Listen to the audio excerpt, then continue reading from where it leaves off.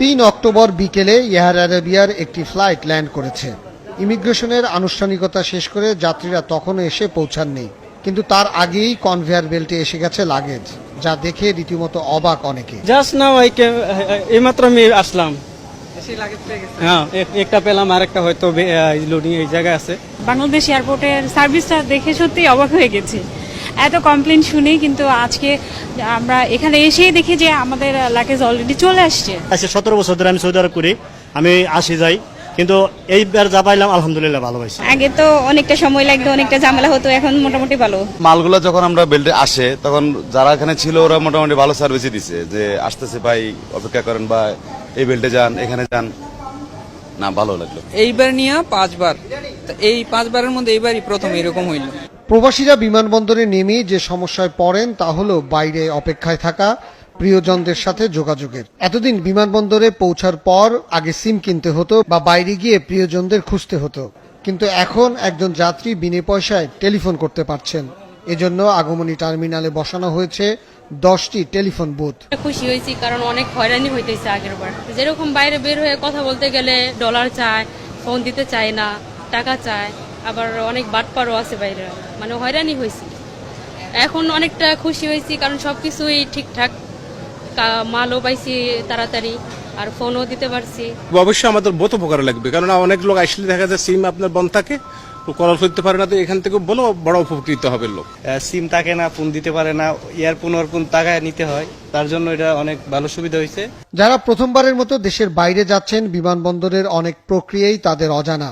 বিশেষ করে আমাদের রেমিটেন্স যোদ্ধারা বিমানবন্দরে এসে খেই হারিয়ে ফেলেন।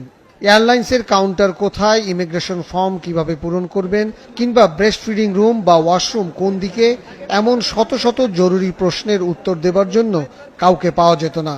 এখন টার্মিনালে ঢুকলেই চোখে পড়বে একাধিক হেল্প ডেস্ক, যেখানে রাত দিন 24 ঘন্টা কাজ করছেন 54 জন কর্মী। আমার ফ্লাইট করায়, আমার বোর্ডিং পাস কখন লাগবে, সবগুলো তারা এখন দেখছে।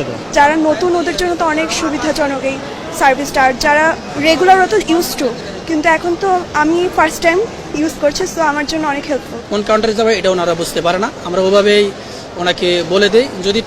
যদি চেক ইন খোলা থাকে, আমরা তো স্ট্যান্ডিং মনিটর সহ দেখাই দিই। বিমানবন্দরের নির্বাহী পরিচালক জানালেন, বেশি যাত্রী বহনের কারণে মধ্যপ্রাচ্যের কিছু এয়ারলাইন্স লাগেজ রেখেই শুধু যাত্রী নিয়ে চলে আসতো।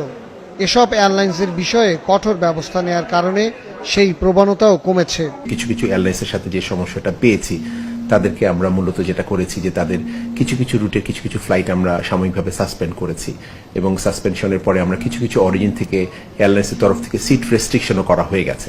সিট রেস্ট্রিকশন করার সুবাদে সম্মানিত যাত্রীরা আসছে এবং তাদের সাথে তাদের অ্যাকম্পানিং ব্যাগেজও আসছে। এবং গত সপ্তাহে আমাদের 99.8% লাগেজ এসছে, অর্থাৎ অনলি 0.2% লেফট বিহাইন্ড হয়েছে। আমাদের সম্মানিত যাত্রীরা তাদের লাগেজ সময় মতো পেয়ে যাচ্ছেন।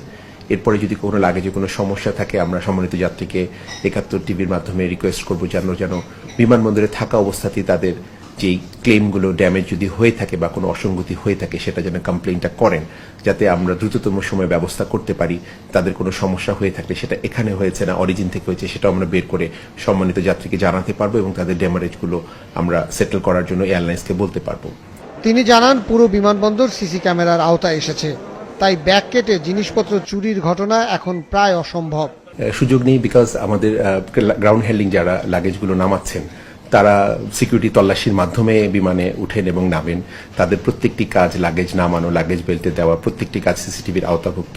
আমাদের এখানে aviation security, arm police battalion এবং সকল সংস্থা যারা রয়েছেন, সিকিউরিটি সংস্থা রয়েছেন, তারা সেগুলোকে মনিটর করছেন, তারা সেটা ভিজিলেন্সে রাখছেন এবং রাখার পরেই আমরা সেই কাজগুলো করে আছি।